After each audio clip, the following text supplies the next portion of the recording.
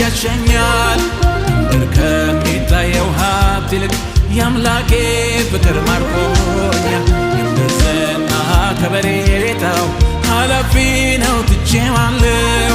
አምላኬ ክብር ባለበት የኔስ አገር በሰማይ ነው ቃሉ እንደሚናገረው ሃሌሉያ